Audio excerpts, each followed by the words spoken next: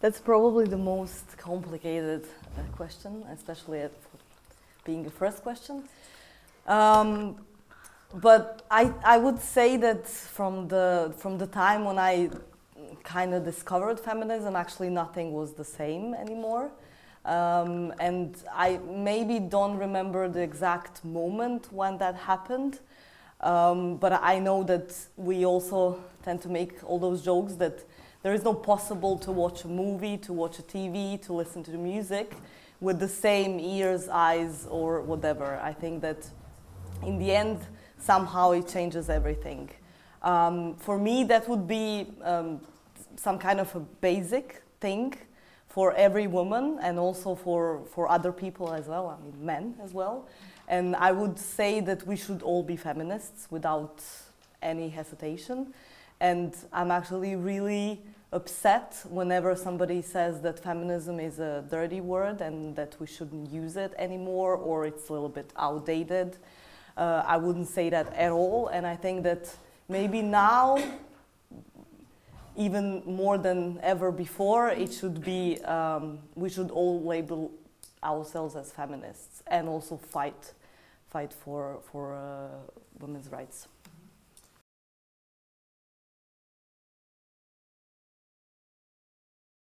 Well, I think that I did learn a lot from my friends, and they might not be older than me, but I think that in the end, they've been my role models as well. When I think about some kind of historical people, I would definitely, or women, I would definitely say Rosa Luxemburg, that I actually really hope that you all know about.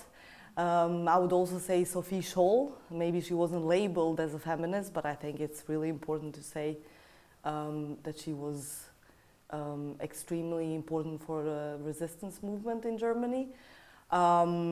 If we talk about Croatia, and again, like a Croatian context, I'm kind of always attached to all those partisans. So I would say Nada Dimic as well.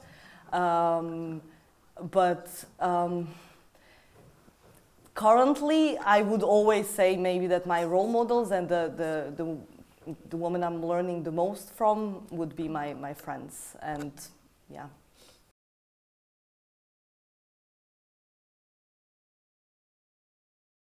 Well, I think that it's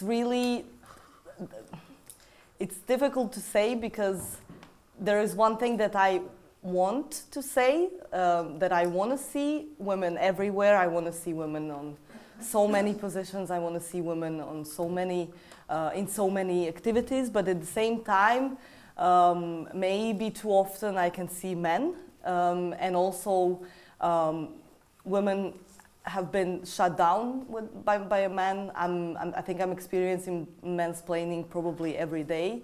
Now maybe not even registering it. It's just something that happens so often. But I think that the role should be, I mean, in some kind of ideal world, it should be really strong and it should be much more powerful. And also I'm against that you can label some kind of a femininity as something which is weak. I think it's not weak, and I think we should use it. At the same time, yeah, I want us to be everywhere.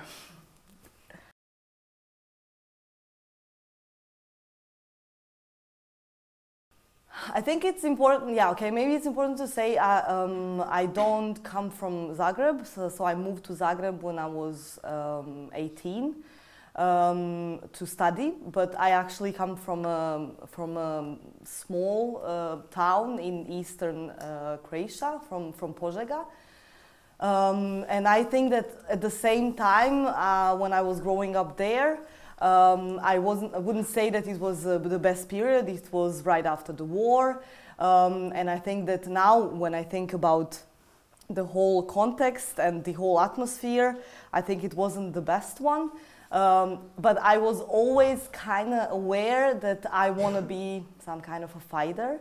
And I remember even my teachers in school said to me a couple of times, Hana, please you don't have to answer to everything and for everyone, just don't do it. While I think that I've always seen my role as some kind of, as an active citizen. And this is what I would like to say to maybe especially younger generations, that there is no anything in being passive, anything good. And I really think that you should be involved in so many things and be active, and especially criticize everything. Don't let anyone says to you, you shouldn't criticize that, you should be quiet.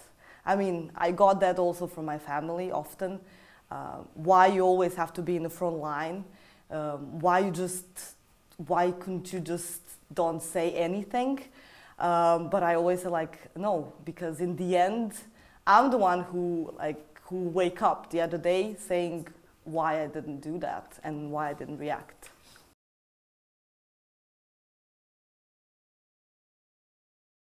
Point out that I wasn't always aware of the importance, and I probably did a lot of mistakes as well. I would lie if I would say that I never said any sexistic joke, and I would lie to say that I never maybe hurt my female friends or colleagues or whatever. So I always think that it's important to learn. I think you're learning every day, and there is nobody can say to you that you're a right feminist, that you're not right feminist, or that you're a weak one or you're a strong one. I think that's something that really nobody is in position to judge. And therefore, I think that the learning as some kind of a long-term process, it's extremely important. And I mean, I'm by myself, there's so many things to learn about.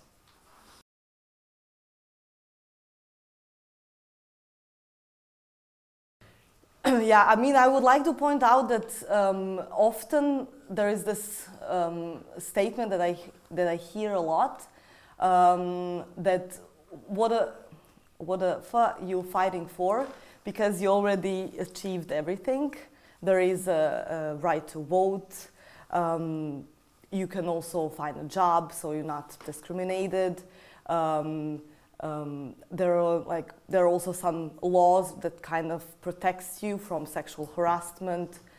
But in the end, I mean, we always need to say, and we always need to think what it is on paper and how the reality looks like.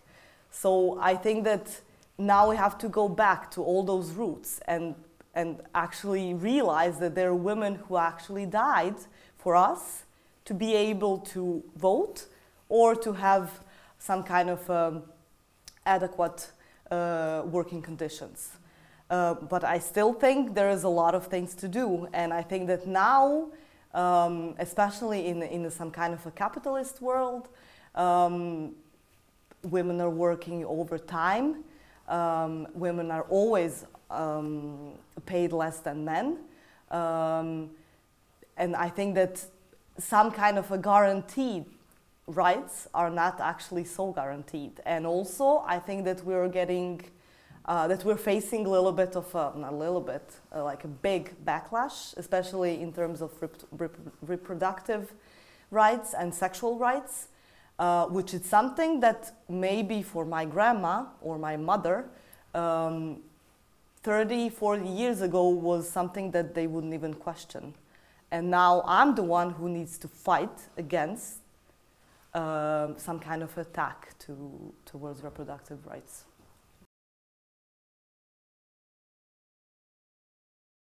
I think that all countries need help. I would also say that maybe this so-called developed Western world is actually not so, it's not doing everything amazing. Even though, of course, we can see differences, but as recent events are showing us, this Me Too movement, I mean, sexual harassment is everywhere. It's just that it has different shapes, of course, and it's not the same. Is it happening in Africa or is it happening in America? But at the same time, the basics are the same. So I think that there is no country which is doing great. We can think about countries which are better, and that they can maybe be our, like, maybe not even role models, I wouldn't say, but that's something that we should maybe aim to.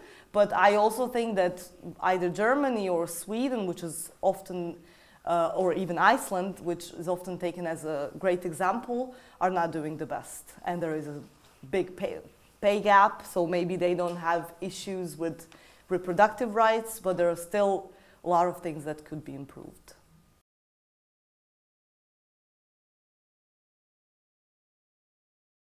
I mean, that's terrible. I was actually thinking about when you're sending a CV, sometimes in Germany, they strictly say no picture. But I remember in Croatia a couple of times I've read that they just strictly said picture. And it's also important to think what kind of a job that is. But I also think that according to law, I think that picture is not actually obligatory at all, at least in Croatia. But yeah, I mean, of course that's terrible, but that's something that, I don't know how to say, like, I don't know how to change it.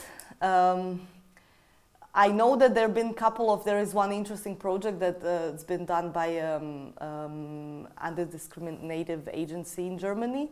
It is some kind of test project where you could apply for a job without using your real name and without using, of course, your picture and without using your gender. So it's some kind of a very neutral job application. But I'm not aware how would that work actually in practice. But yeah, of course, I mean, I don't agree with that at all.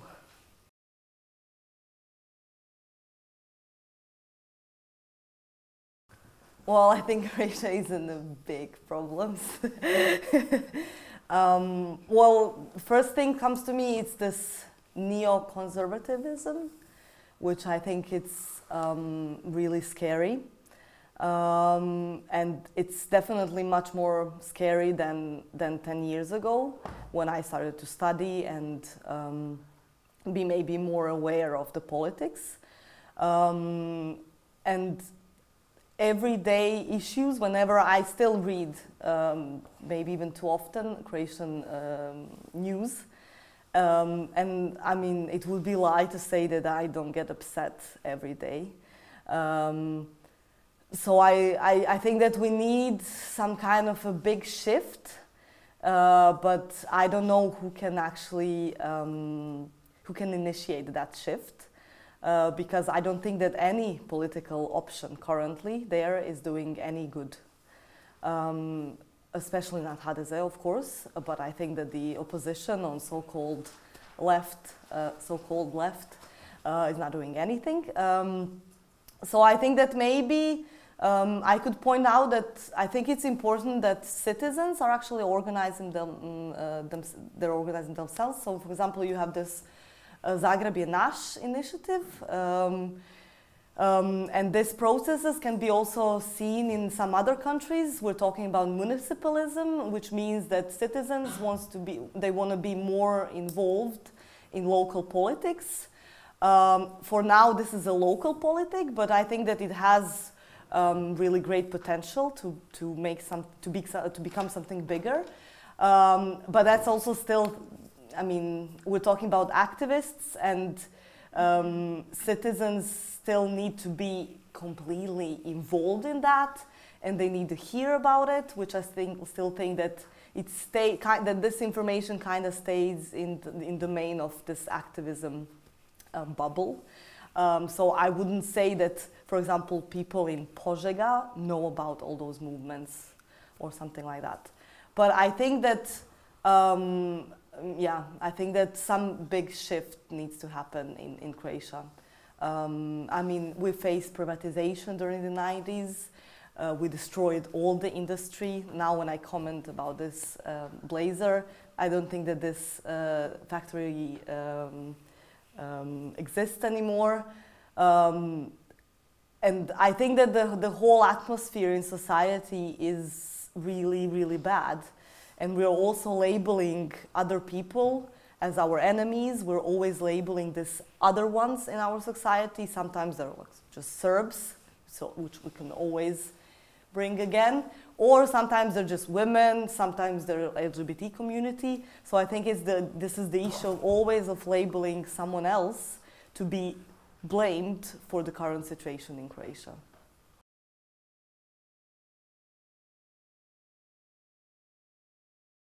No, maybe the simple reason is that I really don't have any political option that I would like to be involved in. I see that potential in this new citizens' involvements in terms of maybe municipalism, but I still think that I don't have, yeah, I still maybe, yeah, I don't know. No, I would say no. Although I do believe that sometimes, even as an activist, you need to consider that maybe you should not get completely into politics, but that you should try to change something in politics. Because I also don't like this attitude, like when you have activists and then on the other side you have politicians. I think that sometimes it's good if some activists are also on the other side. And I think this might actually change some things in politics. But until that happens, yeah, maybe I'm not going to be the one, but I will always support some of my friends which are maybe heading towards that.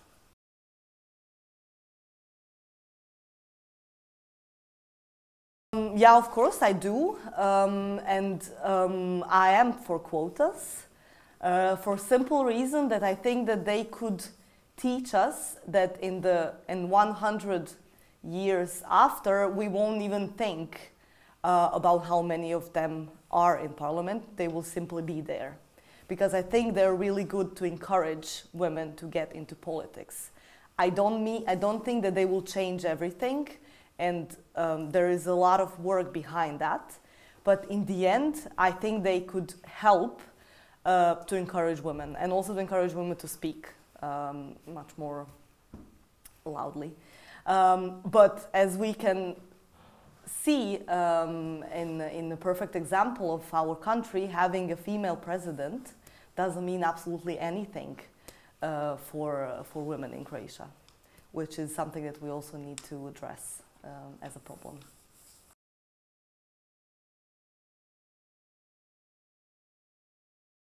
Actually, I do know I have some friends in some political parties, but they're not so active, and they're also definitely not in parliament. So they're always somewhere in the background. Although I think that one of them was, for a short period, was in a parliament, and I was extremely happy. Because of that, but no.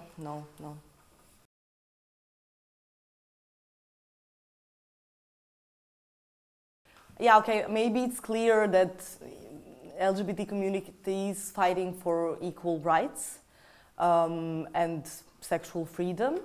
In Croatia, maybe it's a completely different story than in Germany. I know a little bit about it from some Polish friends, but I'm not very familiar with issues in Poland on that terms. But in Croatia, what we succeeded was a few years ago, finally this law about civil partnership was voted for it.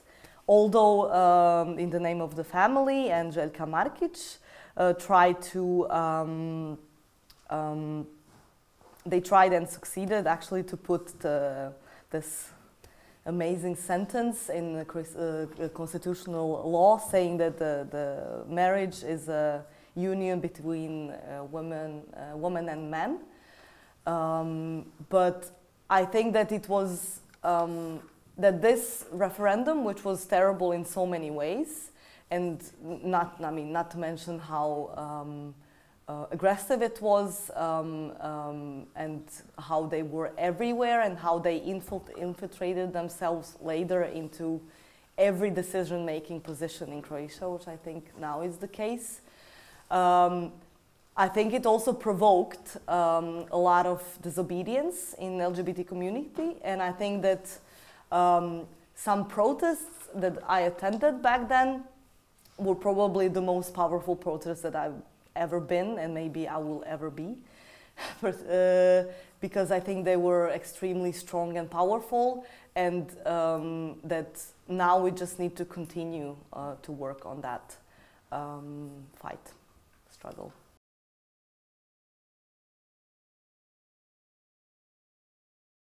I mean, as a feminist activist, I wouldn't even separate those two things. I think they're very much connected.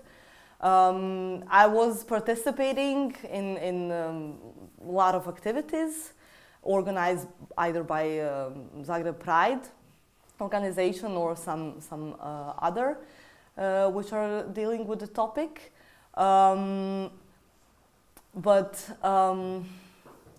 Yeah, I wouldn't say that I was in the first line. I had some of my closest friends were, and some of my closest friends were actually organizing prides in the past 5 to 6 years. Even the largest one, which was right after or before referendum, after referendum.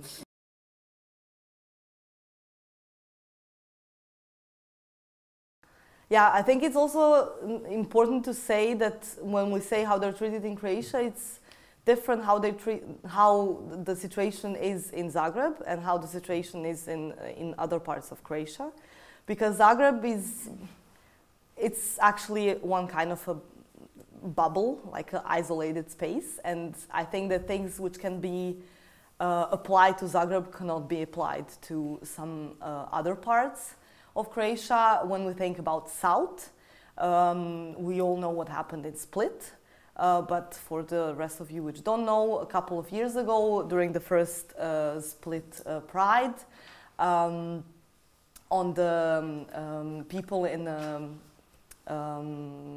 which were marching, other people which were watching it were throwing stones, so it was a bloody pride. Which I think actually really shows what is the situation there. And I have a couple of friends and also friends of friends which have been beaten. I also have friends which have been beaten in Zagreb as well. But I still think that in Zagreb it's a little bit different situation. But if you ask, is it good? No, it's not good. And I think a lot of people are still facing enormous discrimination, and a lot of people are actually completely quiet about their sexuality because they just simply cannot be open about it, especially people which are still living with their parents. So there is this terrible moment of hiding. And I also think that we need to think what that actually does to your mental health, which people simply forget, especially right-wing activists.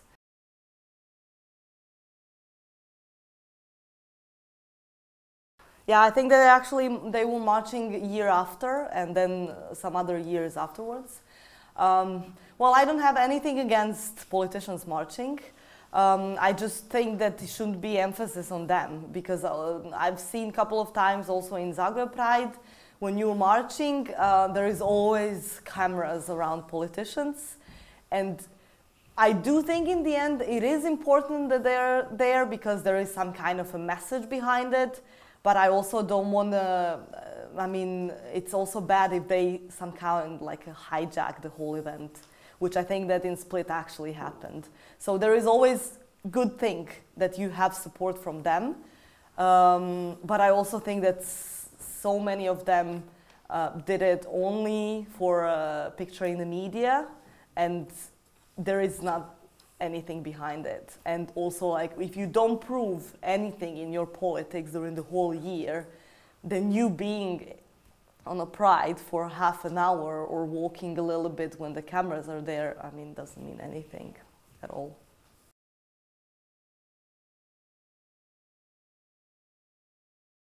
For numbers of years, I've been always going out with my friends.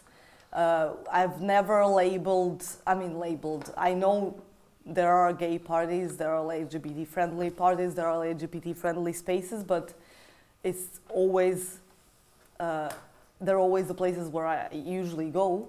So we went to one LGBT party. It was I think it was labeled as a gay party, but okay.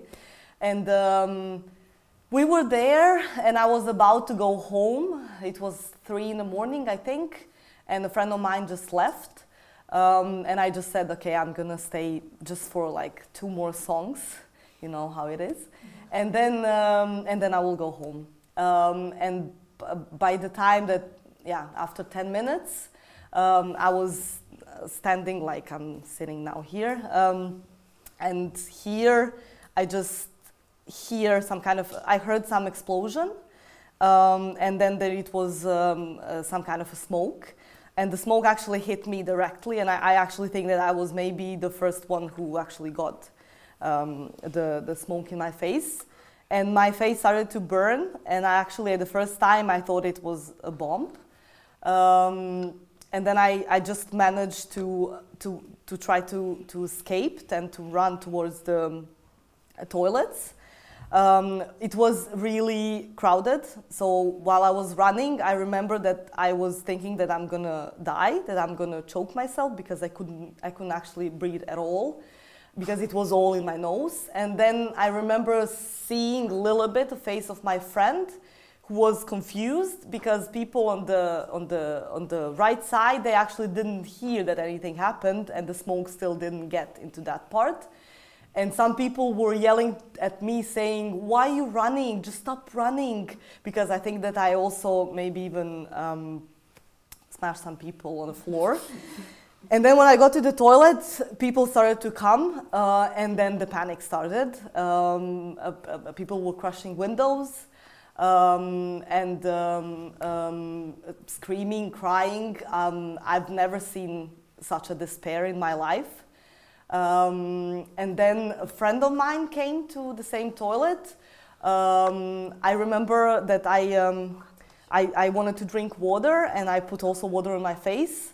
Later, when I was reading about it, that's not something that you should do. But at that point, I was actually thinking that my face is burning, so I need to put a water, I don't know, because it's painful. And then after maybe, I don't know even how long that was, a few minutes, I decided that I'm gonna take a look in the mirror, because I want to see how my face looks now, because I thought that it's completely burned. And then I realized that it's normal. And then I heard someone saying it's a tear gas, we're not gonna die. And then I realized, okay, nobody actually will die, because tear gas, it is terrible, but yeah, I guess we won't die in the end. And I don't even know how long I stayed there, maybe 15 minutes altogether. And then when we kind of realized that we should leave, then I left the toilet.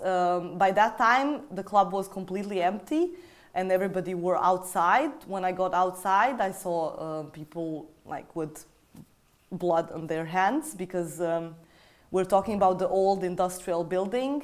So the glass that was, windows that were there was really, really thick. We're not talking about windows like this.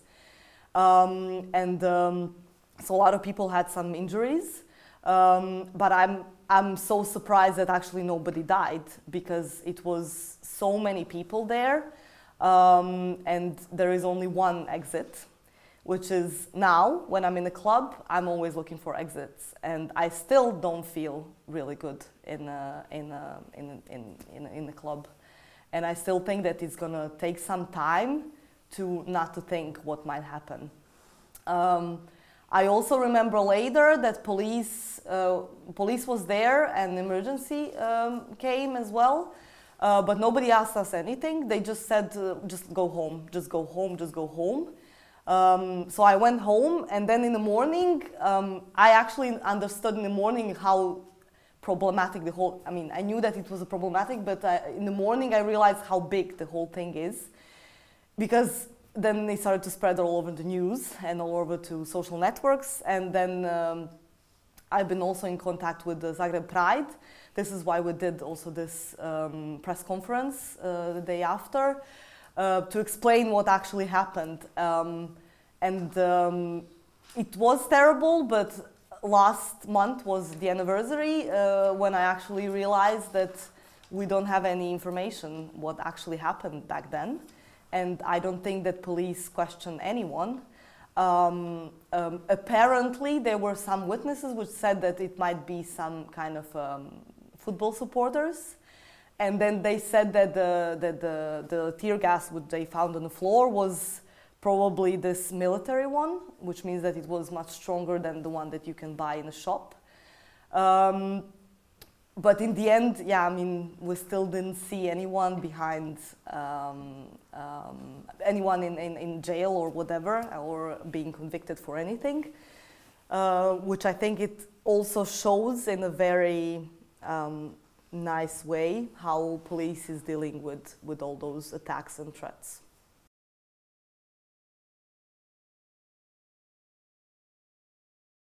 I think I was my 4th year of the university when I found out that they're going to have some kind of internship, 3-month internship, I think. And then I applied and I got it. And then after this 3-month period, then I continued to be in the editorial team. And what I think that, I think now Libella is much bigger than it was back then. And I think that in the past 6 years, it became one of the most prominent feminist voices in Croatia. But I also think that we can say the same thing for Balkan region in general, just because of the language that we share. So I started to write for Libella, ended up in an editorial team, and then we started to educate younger generations to write for us, which I also think that maybe the biggest importance of Libella is not only that it's a space where you can publish texts from feminist perspective, but I also think that it's important to point out that it's specially labeled as some kind of a platform where young journalists can collaborate and write for us, and also let us know if they want to write something or they want to maybe explore something. And I think in the end, now when I think about the past 6 years, some of my colleagues from Libella, we all started in some kind of the same position, are now one of the most prominent journalists in Croatia, which are maybe even working for some other medias, but they continued to, I mean, they were somehow growing up with Libella.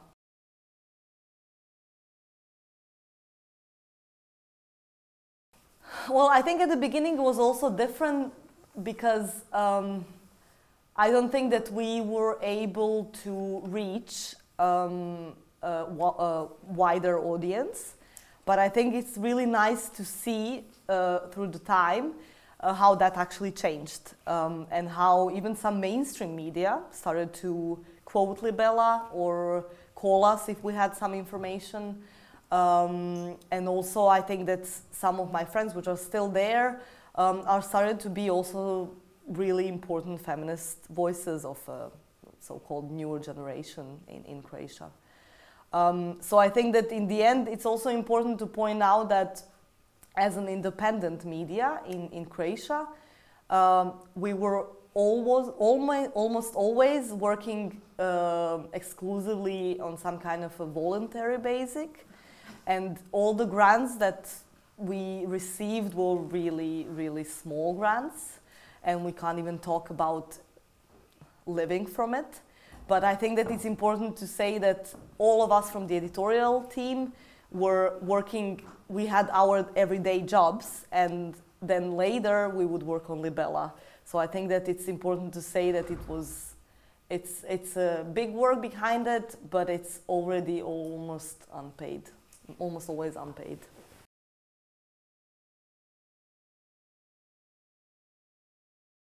I also remembered in 2012 was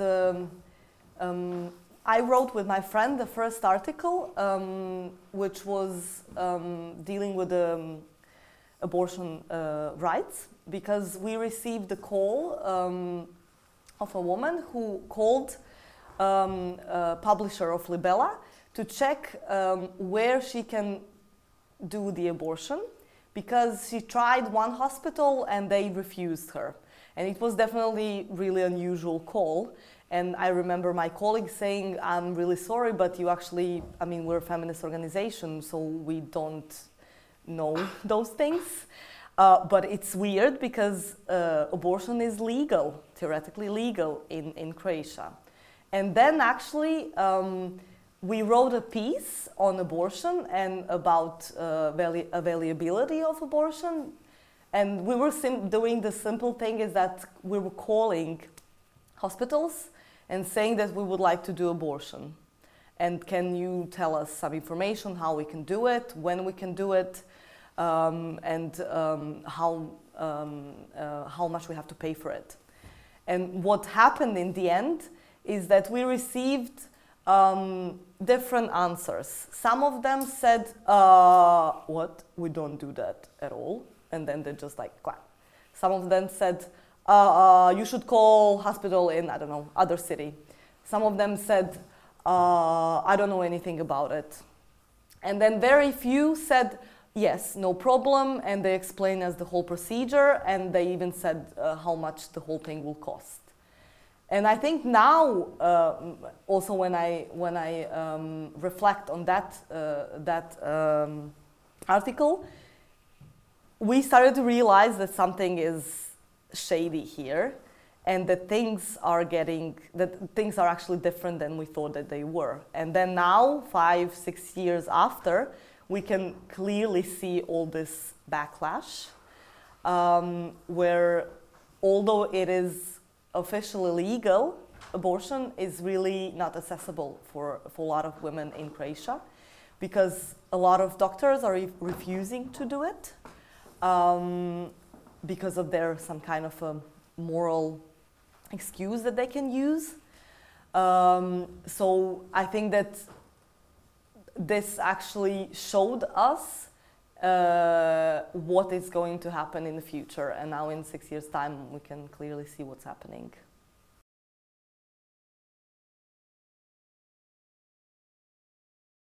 Nothing good. I mean, whenever I read about them, whenever I see their faces on TV, I'm always kind of, I don't know, like furious.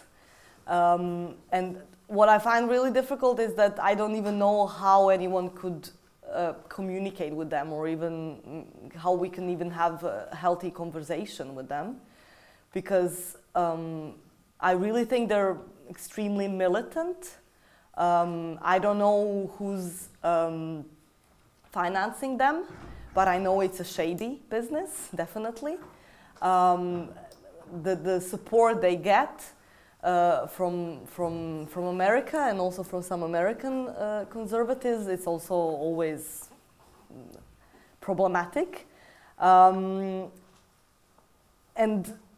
I mean, in the end, there is, what I'm actually really furious is that how much of media attention they get. Because I think that in the end of the day, they exist, which is, if we can say fine, is not fine, but yeah, let's say fine. But I really think it's from the media side, it's terrible to think that whenever you're looking for some kind of independent expert, somehow someone in the name of family will end up there. I mean, how they became independent experts, and how they became experts in general, and who's calling them to even comment on those things in the public space. But then we go back to all this backlash in political sense, and then we can actually see that in a 6 years period, they actually infiltrated themselves in every decision-making position. So you have them in every minister, you have them on national television. So they're not only that organization, and it's not only, yeah, they're here, they're with the church, they have a couple of their own media, they have one TV station. No, they're actually everywhere, which is why I think that makes the whole situation even worse. So yeah, that would be my comment on them. And we need to smash them. I mean, I don't know what to say.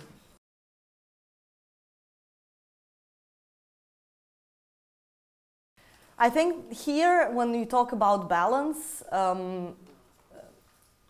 it's important to say that there are so many preconditions for women to be able to balance work, career, and family. First of all, men should be much more involved in household, and women shouldn't be locked in their houses, and they should divide the housework, first of all. So women actually need to have a support from their partners in order to even be able to manage their career. Second, I think it's important to say that if you don't have kindergartens, and if you don't have them, if they're not accessible, or if they're too expensive, or simply they don't exist, then that's a big issue. Because I think that when you think about even the past, there were so many factories during the Yugoslavia which had kindergartens next to the factories. And now we're talking about some kind of a corporate kindergartens as some kind of a new great thing. I mean, they were like, they had some clear examples from the past. So I think we should also go back to that, that you need some preconditions in order to continue with your career and with your everyday life. I also think it's fair to say that not every family should have kids. I mean, that's also up to your personal decision. And I, for myself, not having kids, also thinking that I don't even know how many times I've been asked when I'm gonna have kids. And we're not talking about my family, we're talking about people on the street. We're talking about the people which I maybe know from my childhood. They're so open about it, which I think that you should also talk a little bit more in general in the public space about simple thing that maybe motherhood can be a choice and not something that you should definitely obey. But I think that in the name of family is always using this argument, saying that this new generations of women are just simply too lazy to have kids, or they don't even want to have anything to do with the household, or they don't want to keep their house clean, or some kind of trivial comments, which I think that we should also, I mean, what we're talking about, why fathers and husbands wouldn't take care of their kids, why they wouldn't take a parental leave, which is, I think, happening in Germany much more than in Croatia. But I know a few good examples also in Croatia, because I think that you're simply excluding men from all this child work, because I really think that they want to be involved in upbringing their child.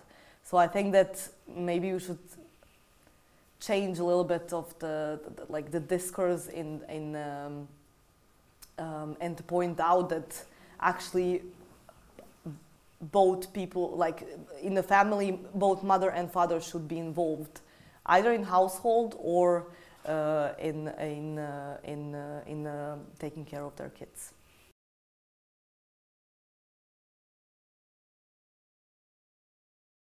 I think that's perfectly fine.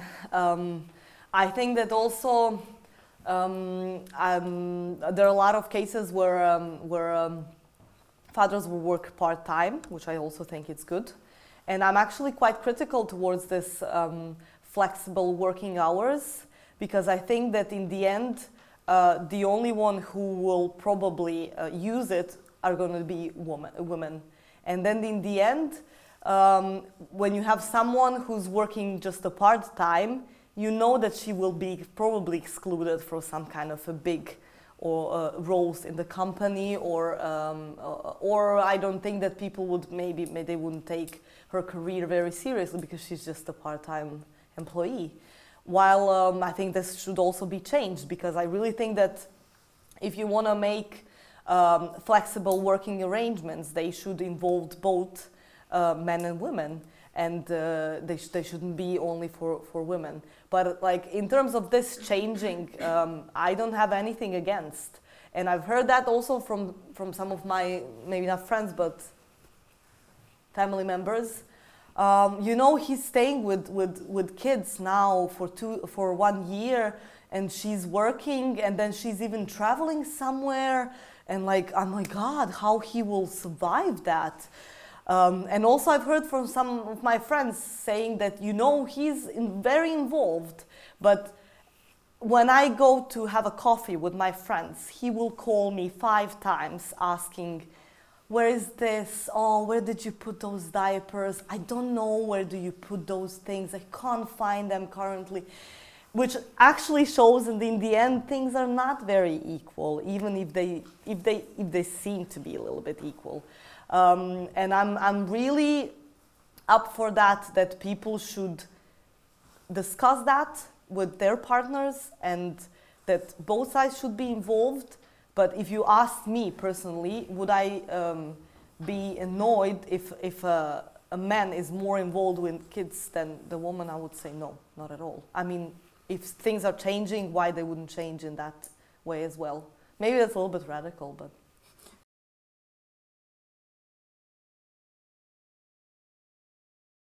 Well, let me remind you that last year some kind of a draft of a new family law in Croatia, which was scandalous in so many ways, actually said in one sentence that family is only when you have a kid. Yeah, I know that. Which was later on they apologized, and as far as I know, they're drafting a new family law, but we also need to know who's drafting it, and we know that some people from In the Name of Family are drafting it as well. So let's be aware of that as well. But yeah, I mean, I really think that this typical family picture should be changed. I also think that what I hear a lot is this thing that you should have a kid and you should be married. I mean, I think there are a lot of people now which don't even get married anymore, and they maybe have kids, but they're not married, which I also think is fine. But I'm really always critical towards this typical traditional picture of the family, because I think that family comes in so many shapes. And in the end, what makes things family? Is it a paper, or is it a... I don't think it's a paper at all. And I think that in the end, it maybe sounds a little bit pathetic, but in the end is about some kind of a love and the people which are actually there to support each other. And I mean, family can be grandma and grandpa and grandchild. I mean, who are you, and who are other people which are going to say and point into your family saying that you're not a good family and that you're a broken family, or that that you shouldn't be called family at all.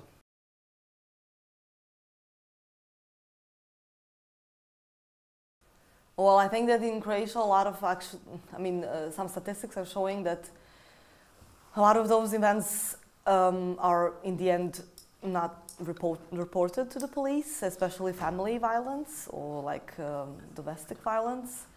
There are various reasons because of that.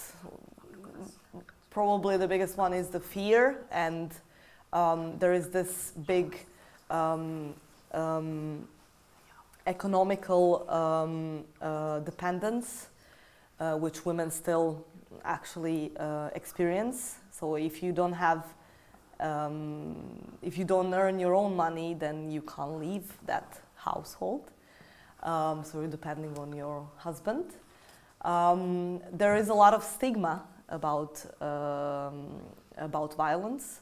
Nobody wants to be stigmatized as the one who experienced violence, which I think that in the end results when you even go, when you kind of, you're brave enough and then you go to the police, and what you get is police which doesn't understand anything, and not even that, they actually, it often happens that they put you like in the same room with your attacker, and then you have to spend night there, which actually often happens in Croatia. So at the first time you're both labeled as guilty, and then later maybe it's going to show up that you weren't so guilty, whatever, but it happens often they're both labeled as guilty. So I don't think that this situation is very encouraging to women to report violence, and when you're gonna be questions by a male policeman, in the end you're gonna end up standing in front of the male judge. I think that also makes for women things much more complicated.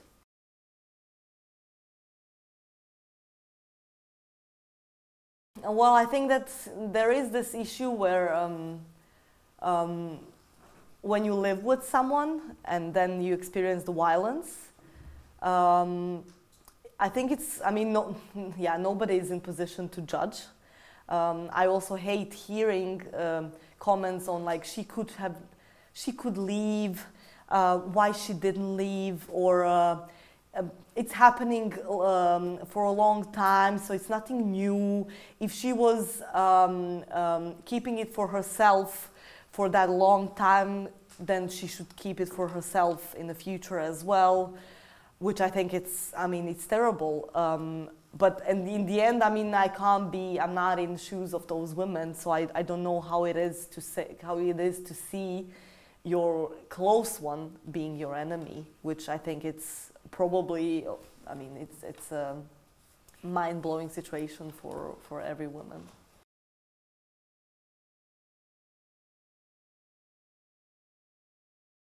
Harassment happens every day, and everybody who says that they're not happening every day is actually lying. And I think it happened, I know that when all this Me Too movement started, that I said that I just simply don't know any woman who never experienced any sexual harassment, because it's everywhere.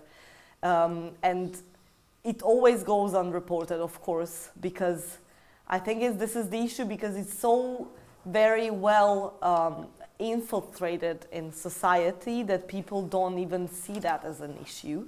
I know for myself in high school so many times that I didn't react, knowing it is problematic, but then you think everybody are doing it and you're not even aware how problematic that is. Maybe some of my friends experience even worse things. They also thought about it as it happens everywhere. So I think this is the biggest issue, is that it's really happening everywhere and that everybody are doing it. And this makes the whole situation much more complicated than you could think.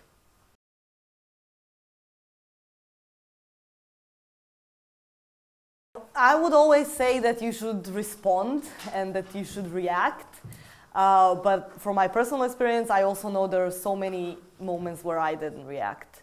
Okay, it's probably different to say that you will react in some kind of a familiar environment, or that you're going to react on someone when you don't know how this person will actually react. So I think that's also very personal issue, and I think that we all need to deal with those things with ourselves and to say, no, I won't tolerate that. Or no, I would, whenever I'm gonna hear some kind of sexistic joke, I will say something. Or whenever somebody touches me in a way that I don't want to be touched, I will say that. But then again, I mean, yesterday I might walking and somebody might touch me like this and maybe I didn't react and maybe I should have reacted. So I think that we need to react, but I also don't want to point out and say, oh, she's really terrible because she didn't react, because I really think it's some kind of personal decision. But I would say that you should react. I mean, I started to react even in situations where I've been interrupted with some kind of man. We're talking and blah, blah, blah, and then all of a sudden he's talking and I was talking. And then later, I mean earlier, maybe 2-3 years ago, I wouldn't say anything because I would be maybe even afraid what they would think about me. Maybe I'm going to be again labeled as aggressive, which I was so many times labeled as. But now I will say, I say like, come on, can you please, I was talking, can I finish? Or you gonna say instead of me, or this is my experience, or I'm gonna share it. So I think that you need to say those things. And I think it's important to start with this like smaller things, and then I think things get easier. I know that now, if I've been touched in some kind of a club, I would immediately respond and I would immediately say something. But then again, if I'm walking alone during night, I mean, sometimes maybe responding it would be actually counterproductive. I still think that I want to be brave enough to respond, but at the same time, I'm completely aware that maybe sometimes I won't make that decision.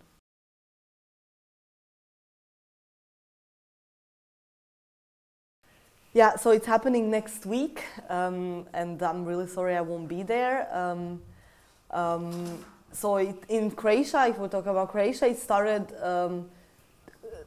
2 years ago, but actually the celebration of the 8th of March has a long history in Croatia, especially during the Yugoslavia. And it's not only about flowers. I think it was earlier was labeled much more as a strong political, it had a strong political motivation behind it. Why I think it's important that it's happening again in Croatia, because it's, I think for a number of years we were celebrating Valentine's Day and Mother's Day. I think that 8th of March was somehow labeled as something that's been celebrated during Yugoslavia, and everything what was been celebrated in Yugoslavia we should immediately stop celebrate. This is the atmosphere in Croatia.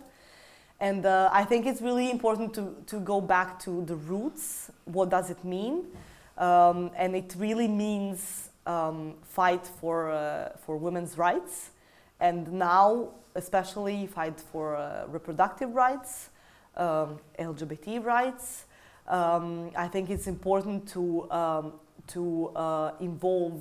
involve other citizens, which I think it was amazing seeing it last year, because I think approximately between 6,000 and 8,000 people were marching in Zagreb. So that's a big number for Croatia, and usually quite passive society. I think that this year's march is gonna be maybe even more angry, just because of the recent events which have been happening, and having all those like all this political environment which is definitely extremely hostile towards women, and also having all those conservative groups everywhere. So I think that I really hope that a lot of people will gather, and I think that the messages will be quite, I hope that it will be strong. And I think that it's important to know that last year, after the march, some politicians actually resigned from their positions, which clearly shows that it is important to change something. if you're asking it maybe a little bit more angrily.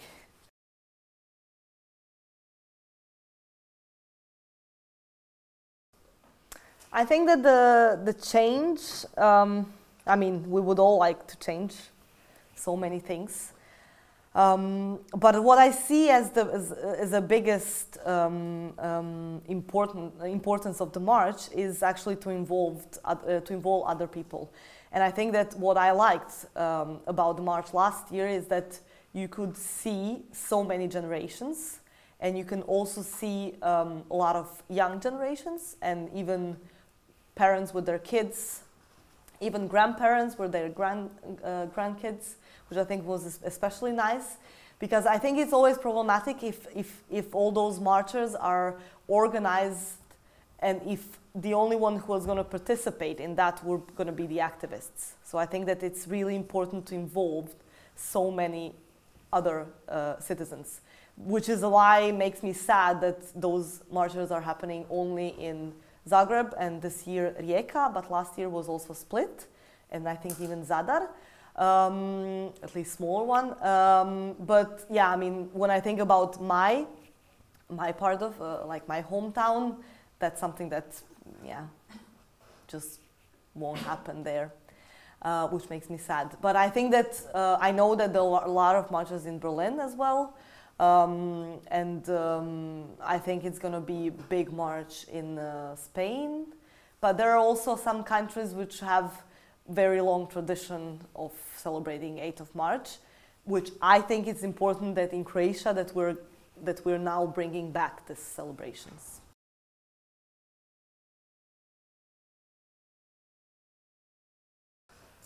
Well, I think it's, yeah, maybe it's too complicated, especially maybe it's not very understandable for everything. It's just for everyone.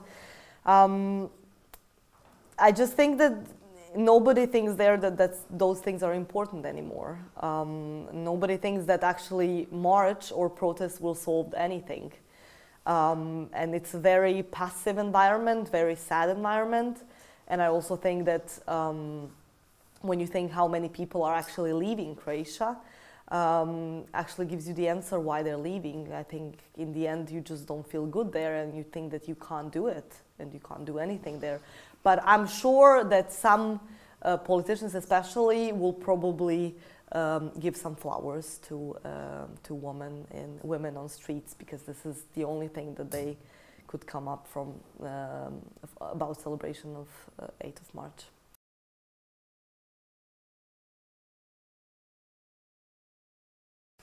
I moved to Germany last year. It's going to be a year next month.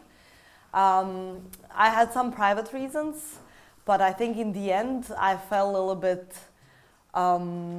which I actually realized when I moved, that I didn't feel very well in Croatia anymore, and that I think that every day I was dealing with so many issues, and I think that even this activist work at some point started to be a little bit not draining, but something that when you don't see the immediate change, I wouldn't say that I escaped, but I really think that I still think I can do a lot of things even here and there as well. So it's not that I would never go there, and it's not that I would never collaborate with anything there, of course not. It's just that I think it was a personal decision that I wanted to also try something new and maybe explore things. And also I've never lived outside of Croatia, which I also always wanted. So I think that Berlin was kind of a logical choice for me. And I think Berlin is, in terms of other parts of Germany, a little bit of a bubble as well. I think that things in Berlin are a little bit different than everywhere else. I mean, when you talk about some kind of sexual freedom, I don't think that any city maybe in Europe can be compared to Berlin. So I think that's also different, but that at the same time that doesn't mean that everything is great there, not at all. And also in terms of women's rights, I think there are a lot of things to do. And what I also think that sometimes all those activist groups are actually, I mean, now, for instance, for March, you have, I think, maybe 2, 3, maybe even more marches. Why we don't have only one? I mean, that's my question. So, I mean, why we don't have one massive one instead of 5 small ones? But, okay, that's something that, yeah, I'll need to think about more.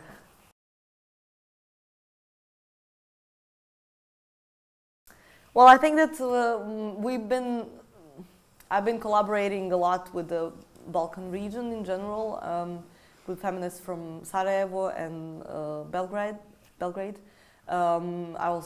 We also had some collaboration with feminists from Macedonia in Skopje and in Ljubljana.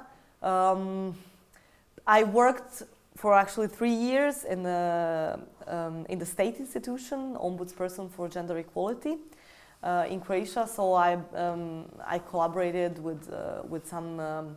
It was more like other state institutions which are dealing with gender issues on a European level, in Belgium, in Rome as well, and with some organizations also in Slovenia. But yeah.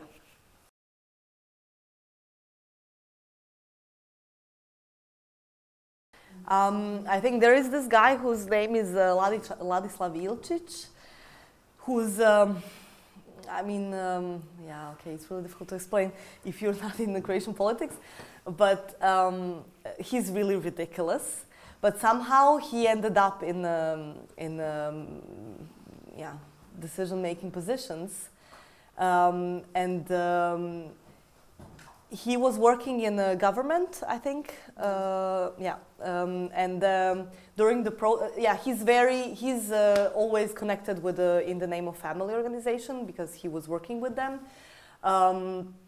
And then during the march, it was clear that they were trying to, they were asking for him to resign because he also had some terrible interviews on the TV, and he said some terrible things, and it was clear that he's the one who needs to leave. And then he left. I mean, two days after the march, he actually announced the press conference saying that he's resigning because he's going to run for local elections. But I knew the background, and we all knew the background, of course, that he was actually forced to resign. But nevertheless, he didn't succeed on local elections at all. Actually, I think somebody made an estimation that he won 500 votes or something like that. It's like very bad. But he actually ended up again in politics earlier this year, or even before, during Christmas. So he's now advisor in the Ministry of Culture. So yeah, it's just happening again.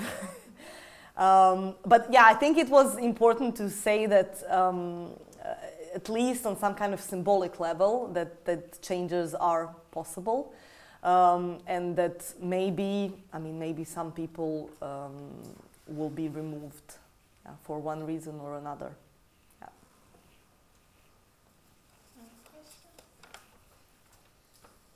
I have a question.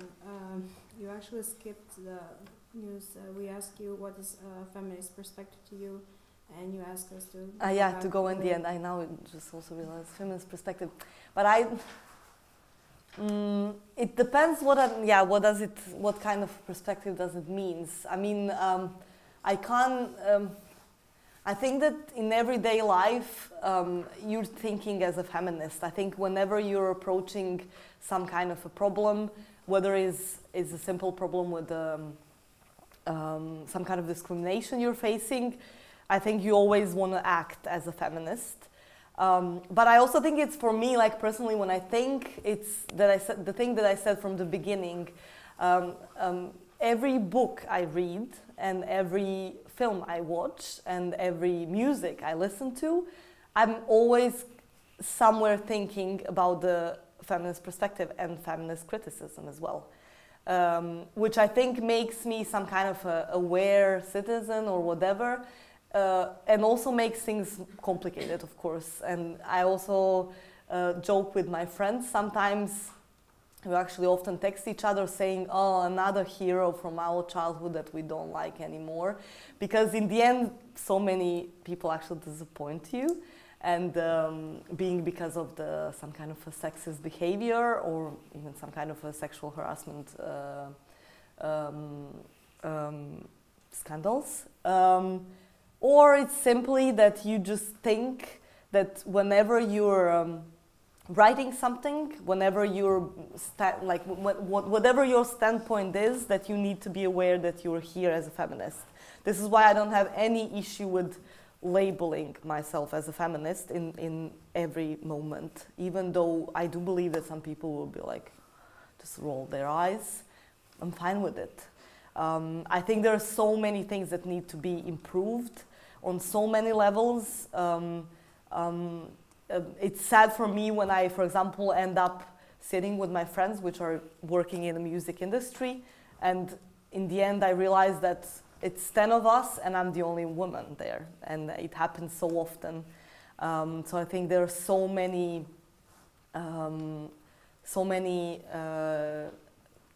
like things that can be improved, and that you should always, somehow, your standpoint should always be a feminist one. I don't know, does that answers the question? Anyone else? So if not, then thank you very much for giving us this interview. Yeah. Is that for me? Yeah. Thanks a lot. Thanks a lot.